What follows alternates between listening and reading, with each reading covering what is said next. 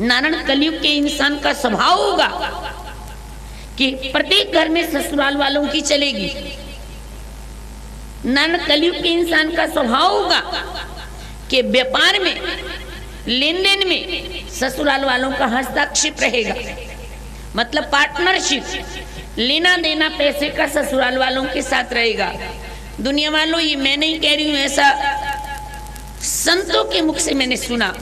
आप जो भी कर रहे हो, आपके घर की गाड़ी बढ़िया चलाना, पर नीति ऐसा कहती है कि जिस घर में साले होते हैं, घरवाली के भाई जिस घर में रहने लग जाए, जिस घर में साले होते हैं, जिस खेत में ज्यादा नाले होते हैं, जिस दीवार में ज्यादा आले होते हैं और जिन कानों में बड़े बड़े बाले होते हैं, इन चारों की बहुत देर तक भलाई नहीं है। बाकी तुम्हारी मर्जी जो भी करो, बाकी तुम्हारी इच्छा, नारायण जैसा भी करो।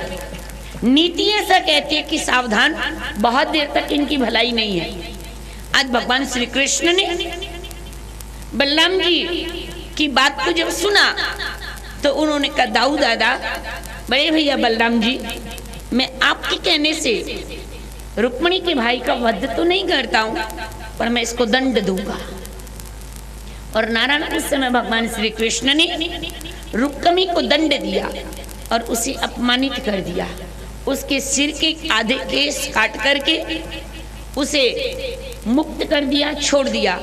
ऐसा नीति कहती है, सम्मानित व्यक्ति का अपमान कर दिया जाए, ये मृत्यु दंड से भी बड़ा दंड होता है। जब रुक्मिणी को अपमानित कर दिया, भगवान श्री लौट करके द्वारिकापुरी में आए और द्वारिकापुरी में रुक्मिणी के साथ विधिवत मंगलमय विवाह संपन्न किया। तदुपरांत नारायण भगवान श्री कृष्ण द्वारिकापुरी के महलों में आनंद से रहने लगे। एक बार की बात, भगवान श्री कृष्ण बलराम जी के साथ द्वारिकापुरी के महलों में शाम के समय एक चौसर का खेल खेल रहे थे। चौसर का खेल खेलते खेलते, ये एक राजकुमारों का खेल होता है। जब चौसर का खेल खेल रहे थे तो उस समय अचानक भगवान श्री कृष्ण और बलराम जी ने क्या देखा कि सांझ ढल रही है, मतलब रात हो रही है। उस समय अचानक रात का अंधेरा एकदम प्रकाश में बदल गया, मतलब रात वापस दिन में बदल गई। तो उस समय बलराम जी ने भगवान श्री कृष्ण से पूछा कि कन्हैया, ये रात अचानक दिन में कैसे बदल गई? ये रात दिन क्या हो गया ये सब? उस समय बलराम जी ने कहा, कन्हैया, ये बात तुम्हें समझ में नहीं आई। ये रात को दिन बना देने वाला और कुछ नहीं, ये एक मणि का प्रकाश है। बलराम जी ने कहा, कौन सी अद्भुत मणि, कौन सी चमत्कारी मणि जो रात को दिन बना दे? उस समय भगवान श्री कृष्ण ने कहा, बलराम जी, प्रसेन नाम के एक राजा हैं, उनके भाई का नाम है सत्राजित। इन दोनों भाइयों ने सूर्य नारायण भगवान का तप किया था और नारायण सूर्य भगवान ने प्रसन्न होकर के इन दोनों भाइयों को एक सूर्य जैसी छोटी सी चमकती हुई मणि दिया था। ऐसा द्वापर युग में घटना आती है नारायण, एक चर्चा आती है द्वापर युग की कि द्वापर युग में सूर्य नारायण की उपासना दो ने किया, एक द्रौपदी ने और एक प्रसेन और सत्राजित दोनों भाइयों ने। इस कलयुग में नारायण जितने भी देवता हैं वो सब देवता इंसान के बनाए हुए और प्राण प्रतिष्ठित किए हुए हैं, परंतु दो देवता ऐसे हैं नारायण जिनको किसी ने नहीं बनाया, वो भगवान के बनाए हुए हैं और किसी के द्वारा प्रतिष्ठित किए हुए नहीं है। वो दो देव हैं, एक का नाम है सूर्य नारायण और दूसरे का नाम है चंद्र नारायण। सूर्य और चंद्रमा दो देव जिनको किसी ने नहीं बनाया, वो भगवान के बनाए हुए हैं। तो नारायण दो, सूर्य नारायण की उपासना दो ने किया द्वापर युग में, एक द्रौपदी ने, पंचाली ने, और एक ये दोनों भाई जिनकी चर्चा चल रही है, प्रसेन और सत्राजित ने। इन दोनों को सूर्य नारायण भगवान ने वरदान दिया था। प्रसेन और सत्राजित को तो सूर्य जैसी चमकती हुई छोटी सी मणि दिया, और द्रौपदी को क्या दिया? द्रौपदी को एक अक्षय पात्र दिया था, एक हांडी, एक बर्तन दिया था। और उस अक्षय पात्र को देकर के भगवान श्रीमन नारायण ने द्रौपदी से कहा था कि द्रौपदी, मुश्किल के दिनों में ये अक्षय पात्र तुम्हारा साथ देगा। पांचाली वनवास के समय उस अक्षय पात्र को साथ रखी, और भगवान के वरदान अनुसार वो अक्षय पात्र 24 घंटे में एक बार, जितना भी, जैसा भी, जो भी भोजन द्रौपदी चाहती उस बर्तन में से निकलता था। परंतु कब तक? जब तक द्रौपदी स्वयं भोजन नहीं कर लेती तब तक। जब द्रौपदी भोजन कर लेती फिर उस बर्तन में से भोजन नहीं निकलता, 24 घंटे के बाद ही मिलता। दुनिया वालों, नारायण द्वेष की अग्नि कितनी खतरनाक होती है। सगे भाई कौरव अपने भाई को जंगल में भेज दिया, लाक्षागृह में जलाना चाहा, विष का लड्डू दे दिया। इसके बाद भी द्वेष की अग्नि खत्म ना हुई, उनको जंगल में भेज दिया। वो एक समय वनवास की ठोकर खाते खाते भोजन खा रहे हैं तो भी दुर्योधन से सहन नहीं हुई। दुर्योधन ने क्या किया? एक बार उनके यहाँ ऋषि दुर्वासा आए। जब ऋषि दुर्वासा आए तो दुर्योधन ने द्वेष के कारण ऋषि दुर्वासा जी से कह दिया कि आपने एकादशी का व्रत तो मेरे यहाँ किया, और एकादशी व्रत का पारायण मतलब द्वादशी का भोजन आप मेरे भाई पांडवों के यहाँ जंगल में जाके कर दा। दुर्योधन ने तो इसलिए कहा था कि 10,000 शिष्य मंडली के साथ जब ऋषि दुर्वासा अचानक पांडवों के पास जंगल में जाएंगे, भोजन की कोई व्यवस्था नहीं होगी, पांडव घबरा जाएंगे, दुर्वासा ऋषि को क्रोध आएगा, वो इनको श्राप देंगे और ये अपने आप समाप्त हो जाएंगे। देखो नारायण द्वेष की अग्नि कितना दूर सोचती है। नारायण आज जब दुर्योधन ने ऋषि दुर्वासा जी से कहा कि आप एकादशी के व्रत का पारायण मतलब द्वादशी का भोजन मेरे भाई पांडवों के यहाँ जंगल में जाकर के, वन में जाकर के करें, तो ऋषि दुर्वासा जी ने कहा ठीक है, जैसा आप कह रहे हैं वैसा ठीक है। परिणाम ऋषि दुर्वासा द्वादशी के दिन प्रातःकाल अपनी 10,000 शिष्य मंडली को लेकर के जैसे ही वन में पांडवों के पास पहुंचे, संयोग की बात कहिए कि धर्मराज युधिष्ठिर उसी समय भोजन करके कुटिया से बाहर आए थे, और ऋषि दुर्वासा जी ने पहुंचते कह दिया, धर्मराज युधिष्ठिर हम तुम्हारे यहाँ आज द्वादशी व्रत का, एकादशी व्रत करके द्वादशी का भोजन शिष्य मंडली के साथ करेंगे, हम गंगा स्नान करके आते हैं, तब तक तुम भोजन की व्यवस्था करो। परिणाम नारायण दुर्वासा ऋषि इतना कह करके तो चले गए। जब ऋषि दुर्वासा इतना कह करके चले गए, युधिष्ठिर उसी समय अपनी कुटिया में गए, और कुटिया में जाने के बाद उन्होंने द्रौपदी पांचाली से पूछा, द्रौपदी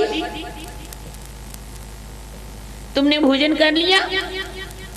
द्रौपदी ने कहा, नाथ मैं अभी भोजन करके अपने आसन से उठ करके मैंने हाथ धोए हैं, हस्त प्रक्षालन किया है। नारायण जैसे ही द्रौपदी ने ये कहा मैंने भोजन कर लिया, अब तो भोजन 24 घंटे बाद मिलेगा। उसी समय धर्मराज युधिष्ठिर ने कहा, आज हमारी भलाई नहीं है, क्योंकि ऋषि दुर्वासा गंगा स्नान करने गए, वापस लौट करके आएंगे, यदि भोजन नहीं मिला उनको क्रोध आएगा और वो हमको श्राप दे देंगे। पंचाली ने कहा धर्मराज युधिष्ठिर से कि महाराज मेरे पास कोई उपाय नहीं है, परंतु एक बात मैं बतला सकती हूँ कि जब जब भी हमारे जीवन में कष्ट आया, जब जब भी हमारे जीवन में कष्ट संकट आया, तब तब हमने द्वारिकानाथ भगवान को पुकारा। अब भी भगवान को पुकारते हैं, कोई ना कोई रास्ता जरूर देंगे। द्रौपदी ने भगवान से द्वारिकानाथ भगवान श्री कृष्णा को पुकारा कि द्वारिकानाथ द्वारिकानाथ द्वारिकानाथ। जैसे द्वारिकानाथ भगवान श्री कृष्णा को पुकारा, भगवान श्री कृष्णा आए, परंतु आए भी तो किस परिस्थिति में आए? नारायण भगवान श्री कृष्ण आए दूर से, द्रौपदी के पुकारने से पंचाली पंचाली द्रौपदी द्रौपदी यही कहते हुए आए, बहुत भूख लगी है भोजन करा दो, बहुत भूख लगी है भोजन करा दो। जब ये कहा कि बहुत भूख लगी भोजन करा दो, द्रौपदी कहते कृष्णा यहाँ पहले ही तो रोटी की कमी पड़ी, यहाँ पहले ही भोजन नहीं है, पहले भोजन के कारण से परेशान हो कि हमने आपको बुलाया और आप भी आए तो भूखे आए। और कृष्णा मैंने इतनी बार आपसे कहा था भोजन कर लो भोजन कर लो, आपने ना किया, और आज मैंने भोजन की पीड़ा से परेशान हो कि आपको बुलाया और आप आए भी तो भूखे आए। भगवान श्री कृष्ण ने कहा द्रौपदी पंचाली कोई बात नहीं सुनूंगा, पहले भोजन कराओ, पहले कुछ खाने को दो, बहुत भूख लगी है। द्रौपदी कहते कृष्णा सच्ची किसी ने कहा था गरीबी में आटा गीला। दुनिया वालों, जिस दिन घर में आटा कम होता है ना, उस दिन मेहमान जरूर आते हैं। और एक बात बताऊं, जिस दिन घर में शादी ब्याह फंक्शन होगा, कोई भी उत्सव होगा, कितनी बढ़िया व्यवस्था बना के रख लो, दो कामों में से एक काम जरूर बिगड़ेगा, या तो बिजली खराब हो जाएगी या तो पानी खत्म हो जाएगा। दोनों में से निश्चित है एक काम नहीं होना है। कितनी बढ़िया व्यवस्था बना लो, एक ना एक होके ही रहेगा। इंसान क्या कहता है, दूसरे के घर ऐसा हुआ था मैं मेरे घर नहीं होने दूंगा, दूसरे के घर हुआ था मेरे घर नहीं होने दूंगा। अरे नारायण, जब भगवान बिगाड़े तो इंसान कौन सुधार सकता है, और जब भगवान सुधारे तो इंसान कौन बिगाड़ सकता है। नारायण नारायण। आज द्रौपदी के पास से द्वारिकानाथ पहुंचे तो क्या कहते हुए पहुंचे, पंचाली बहुत भूख लगी है, भोजन करा दो भोजन करा दो। पंचाली ने कहा कृष्णा मैंने अक्षय पात्र में से भोजन आज का पा लिया, आज तो भोजन मिलेगा नहीं। भगवान श्री कहते हैं पंचाली अक्षय पात्र तो दिखाओ, वो पात्र दिखाओ कहाँ है। पंचाली ने द्रौपदी ने जब अक्षय पात्र दिखाया तो नारायण अक्षय पात्र के अंदर वाले किनारे पर एक सूखा हुआ शाक का पत्ता चिपका है। जब ये देखा कि सूखा हुआ शाक का पत्ता चिपका है तो भगवान श्री कृष्ण ने उस शाक के पत्ते को निकाला और निकाल करके नारायण अपनी जीभ के ऊपर रखा और नारायण ऊपर से पानी पिया और पानी पीते ही अपने पेट पर हाथ घुमाया और जोर जोर से कहने लगे कि अहम वैश्वा नरो भूत्वा प्राणी नाम देहमाश्रिता प्राणापान।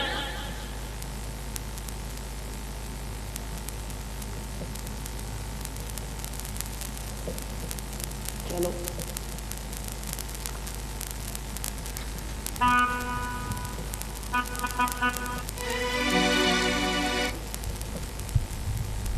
नारायण भगवान श्री कृष्ण ने अपने पेट के ऊपर हाथ घुमाया और हाथ घुमाते कहा कि अहम वैश्वानरो भूत्वा प्राणी नाम देहमाश्रिता प्राणापान समायुक्ता पचामन्नं चतुर्विधम, कि मैंने जो ये शाक का पत्ता खाया, ये शाक का पत्ता खाने से सकल ब्रह्मांड का पेट भर जाए। जैसे ये मंत्र बोला सकल ब्रह्मांड का पेट भर जाए, परिणाम कि द्वारिकानाथ भगवान को डकार आने लगी और जैसे नारायण उनको डकार आने लगी, इधर द्वारिकानाथ भगवान श्री कृष्णा ने कहा भीम जाओ दुर्वासा ऋषि को बुला कर के लाओ और उन्हें कह दो कि भोजन तैयार है, पंगत लग चुकी है, आपका इंतजार हो रहा है। अब नारायण भीम वहां से चल पड़े, जबकि भोजन की कोई व्यवस्था नहीं थी, एक व्यक्ति का एक कण भी भोजन तैयार नहीं था। यदि आप हम जैसा होता तो 100 बार कहता कहाँ है कृष्णा भोजन, कहाँ है व्यवस्था, कहाँ है तैयारी। परंतु पांडव वो पांडव थे नारायण जिनको भगवान के वचनों के ऊपर, शब्दों के ऊपर कोई अविश्वास था ही नहीं, कोई किंतु परंतु नहीं थी नारायण, कोई शंका थी नहीं। दुनिया वालों याद रखना, उसी के जीवन में बेड़े पार हैं जिनको अपने स्वामी के वचनों पर अक्षरतः विश्वास है। यदि अपने इष्ट ने, आराध्य ने, स्वामी ने कह दिया दिन तो दिन का मतलब दिन, रात तो रात का मतलब रात, होगा तो होगा का मतलब होगा, और नारायण यदि उन्होंने कह दिया नहीं का मतलब नहीं। नारायण जिनको अपने आराध्य, अपने इष्ट, अपने गुरु वचनों पर विश्वास है, नारायण उसकी नैया पार है। आज जब भगवान श्री द्वारिकानाथ कृष्णा ने कहा भीम जाओ और ऋषि दुर्वासा जी को बुला करके लाओ और कह दो कि भोजन तैयार है, पंगत लग चुकी है, आपका इंतजार हो रहा है। और भीम ने कोई किंतु परंतु सोचा देखा तक नहीं और उठ करके चले और नारायण जाकर के गंगा के तट पर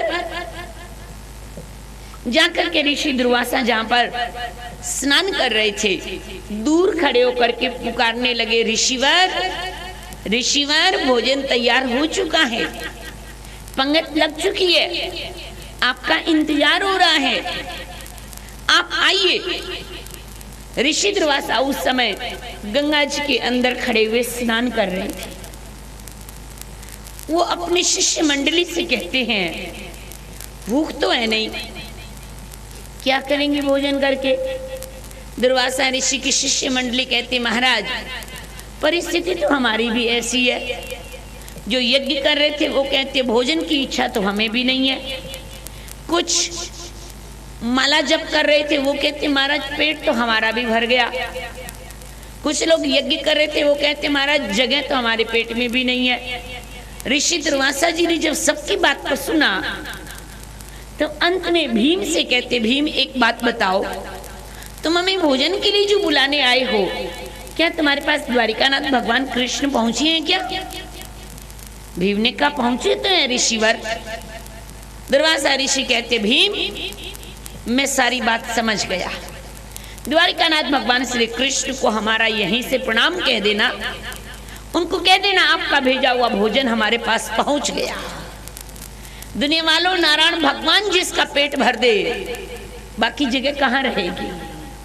भगवान जिसकी लाज की पल्ला, गरीबी का पल्ला जिसका भगवान ढक दे, जिसको दुनिया उसका क्या उतारेगी। जिसके ऊपर भगवान कृपा कर दे, नारायण भगवान कृपा कर दे, संसार उसका क्या बिगाड़ेगा। भगवान श्रीमान नारायण कहते मैं जीवन में 2 बार हंसता हूँ। बैठ जाओ बैठ जाओ जल्दी से बैठ जाओ। भगवान श्रीमान नारायण कहते मैं जीवन में 2 बार हंसता हूँ। बोले कब।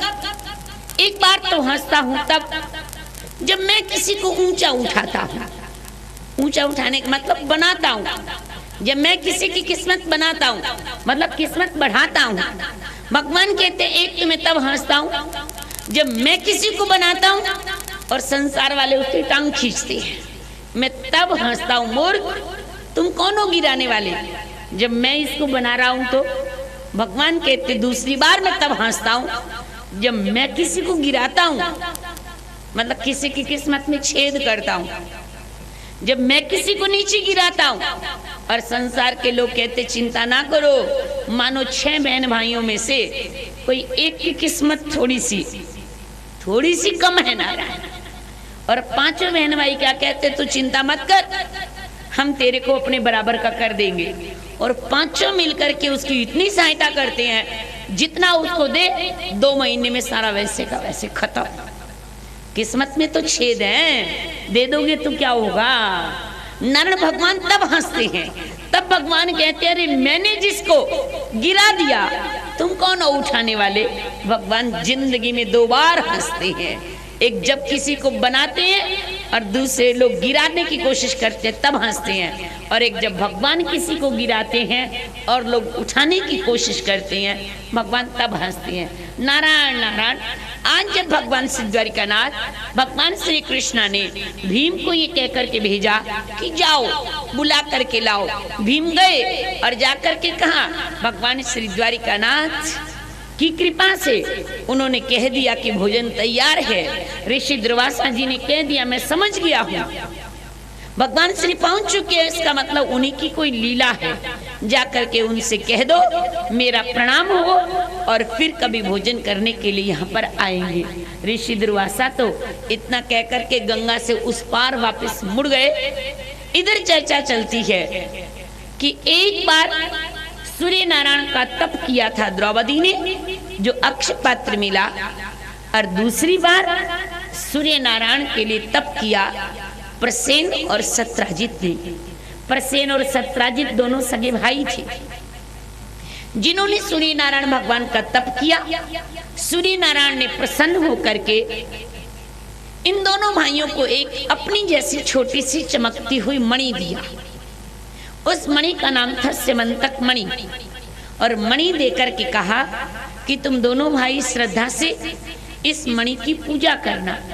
ये मणि अपने वजन से 8 गुना ज्यादा तुमको नित्य प्रति स्वर्ण सोना देगी, और उस स्वर्ण से तुम अपने राज्य का कार्य प्रसन्नता से चलाना।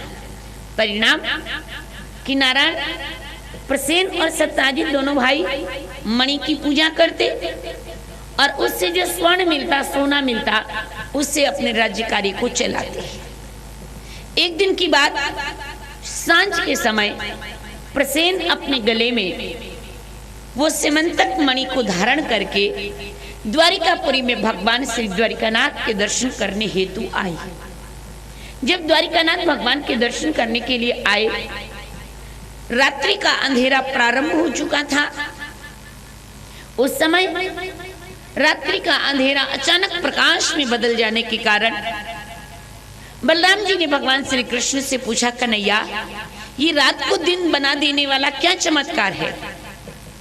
भगवान श्री कृष्ण ने कहा, दाऊ दादा बलराम जी, ये रात को दिन में बदल देने वाला और कुछ नहीं, ये समंतक मणि है। इतने में तो प्रसेन भगवान श्री द्वारिकानाथ के महलों में पहुंच गए। जब द्वारिकानाथ के महलों में पहुंचे, उन्होंने द्वारिकानाथ भगवान के दर्शन किए। बलराम जी ने धीरे से भगवान श्री कृष्ण से कह दिया कि कन्हैया कितनी अद्भुत मणि है जो रात को दिन में बदल देती है, कितना प्रकाश है इस मणि में।